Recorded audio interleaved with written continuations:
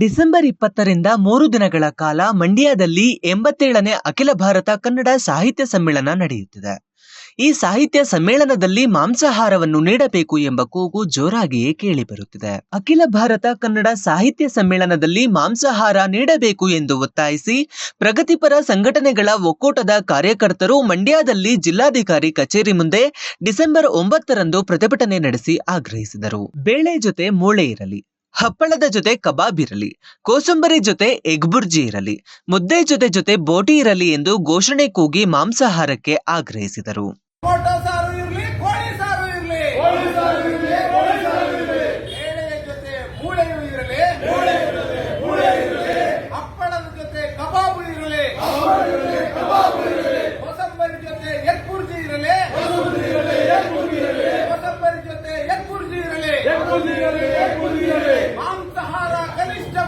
ಮಾಂಸಾಹಾರ ಕನಿಷ್ಠವಲ್ಲ, ಸಸ್ಯಾಹಾರ ಶ್ರೇಷ್ಠವಲ್ಲ,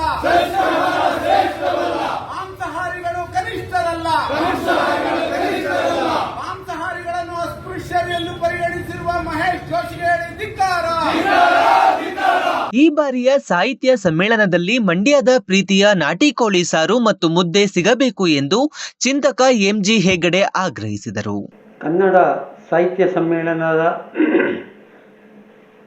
ಕಾರ್ಯಕ್ರಮದಲ್ಲಿ ಮಾಂಸಾಹಾರ ಊಟ ಬೇಕು ಬೇಡವೋ ಅನ್ನೋ ಒಂದು ಚರ್ಚೆ ಬಗ್ಗೆ ನಾನು ಹೇಳೋದಿಷ್ಟೇ. ನೋಡಿ, ಭಾರತ ಬಹುಮುಖಿ ಸಂಸ್ಕೃತಿಯ ದೇಶ.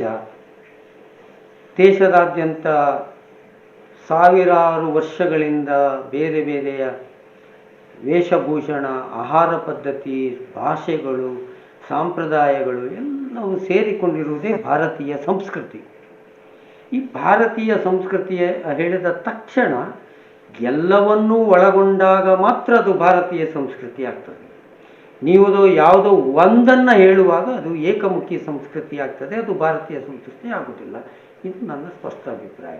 ಆ ಹಿನ್ನೆಲೆಯಲ್ಲಿ ಆಹಾರ ಸಂಸ್ಕೃತಿಯಲ್ಲಿರ್ತಕ್ಕಂಥ ಬಹುಮುಖಿ ಸಂಸ್ಕೃತಿ ಏನುಂಟಲ್ಲ, ಅದು ಪರಸ್ಪರ ಗೌರವ ಮತ್ತು ಪ್ರೀತಿ ವಿಶ್ವಾಸದಲ್ಲಿಯೇ ಅನುಸಂಧಾನಗಳಾಗಬೇಕು.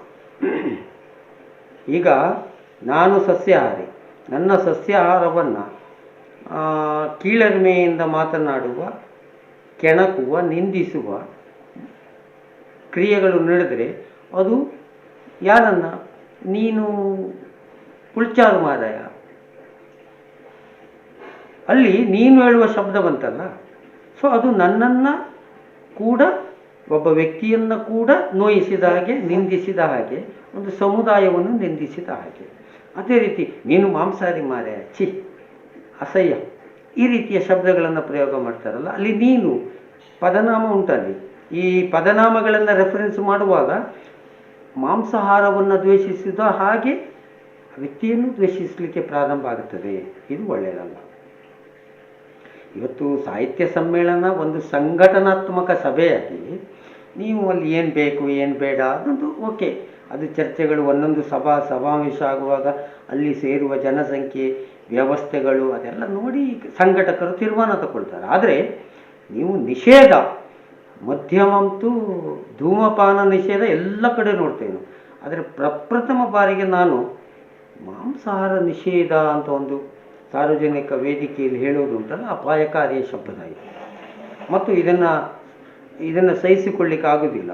ನಾನು ಸಸ್ಯಾಹಾರಿ ಆಗಿದ್ದೇ ಹೇಳ್ತೇನೆ, ಇದು ಒಳ್ಳೆಯ ಬೆಳವಣಿಗೆ ಅಲ್ಲ. ಇದು ಒಂದು ಮನಸ್ಥಿತಿಯ ಪ್ರತಿಫಲನ. ಆ ಮನಸ್ಥಿತಿ ಇಲ್ಲದಿದ್ದರೆ ಆ ಶಬ್ದಗಳು ಪ್ರಯೋಗ ಆಗುವುದಿಲ್ಲ. ಈ ಎಲ್ಲ ಕಾರಣಕ್ಕೆ ಮತ್ತು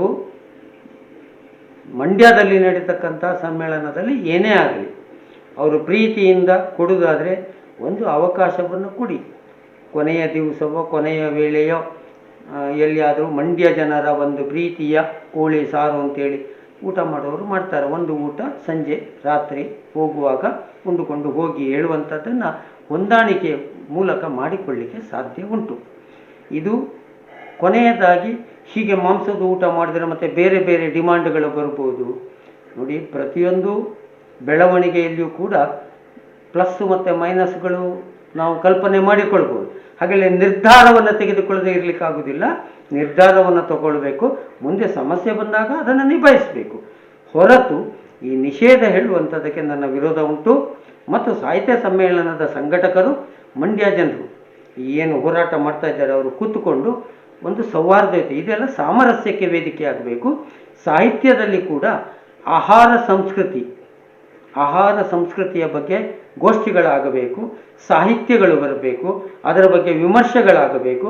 ಅದು ಕೂಡ ಜೀವನದ ಒಂದು ಭಾಗ. ಎಲ್ಲರೂ ಪ್ರೀತಿಯಿಂದ, ಸ್ನೇಹದಿಂದ ಈ ಸಮಸ್ಯೆಯನ್ನು ಗೆಲ್ತಾರೆ ಹೇಳುವಂಥ ವಿಶ್ವಾಸ ನನ್ನದು. ನಮಸ್ಕಾರ.